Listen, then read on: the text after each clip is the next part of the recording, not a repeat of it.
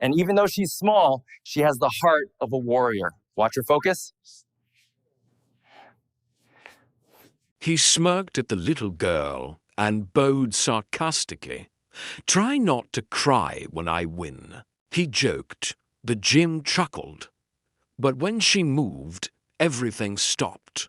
The room fell silent, because no one, not even him, saw what was coming. Asterisk the moment his foot tapped the mat. The mood shifted. The man in the black belt tall, confident, barely glancing at his opponent, nodded to the crowd with a smug grin.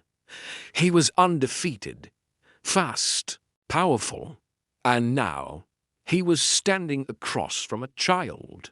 A little girl, barely 9 years old. She bowed, respectfully, her eyes steady, tiny hands clenched at her sides. Her pink belt looked more like a ribbon than a symbol of rank. Laughter broke out somewhere behind the gym ropes. "Is this for real?" Someone whispered. The man chuckled and waved her forward with one hand. "Come on, sweetheart. Show me what you got." She didn't flinch. She saw the crowd. She saw the phones filming, the amused faces. But more than that, she felt the weight in her chest, that familiar ache. The ache of being underestimated again. Ava lost her father last spring. He had served overseas tours to long nights, to quiet. But every time he came home, he brought her to this gym.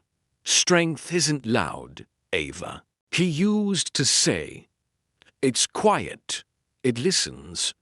Then it acts." She remembered the smell of his uniform, the leather of his gloves, the way his arms felt when they wrapped around her after practice. He taught her discipline before she knew what the word meant. He taught her how to fall and rise again.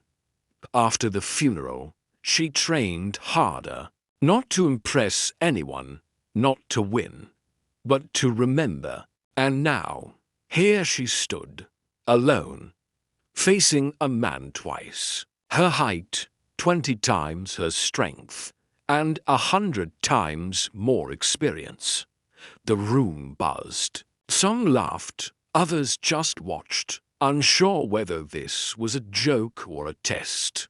The referee hesitated, glanced toward the instructor, but the nod came. The match would proceed. He lunged forward, quick and wide, clearly holding back. He didn't want to hurt her, just scare her, end it with a light tap. But she moved, smooth, silent, precise. She slipped under his guard with the grace of a dancer and the force of a fighter. One sweep, one pivot. He stumbled. Then, to the crowd's disbelief, he fell. Silence. She didn't gloat, didn't smile. She stepped back, bowed again. He blinked, stunned on the mat.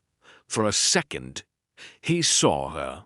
Not the belt, not the size, but her stillness, her discipline, something he had lost chasing trophies. The crowd didn't cheer. They stood, quiet, one by one, phones lowered. Even those who mocked her moments ago now stared in reverent awe. The instructor approached the man on the mat, his voice calm. She didn't come here to win. She came here to remember who taught her to stand. The man stood, eyes softer now. He bowed, not just in form but in respect, to her, to what she carried. And as Ava stepped off the mat, someone whispered words that would echo far beyond that gym. The smallest warrior can carry the heaviest legacy. Later, they asked her how she did it, how she stayed calm.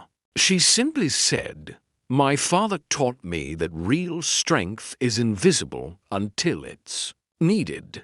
And just like that, she walked away. No medal, no speech, just silent honor. Asterisk, some battles aren't fought for glory. Some are fought to keep a promise, even if the world is laughing. Ava didn't win because she was strong. She won because she knew when not to speak. She didn't fight to prove anything. She fought to remember. Comment below where you're watching from. What did this story mean to you? And if you believe silent strength is the loudest kind, subscribe for more stories that honor the quiet warriors among us.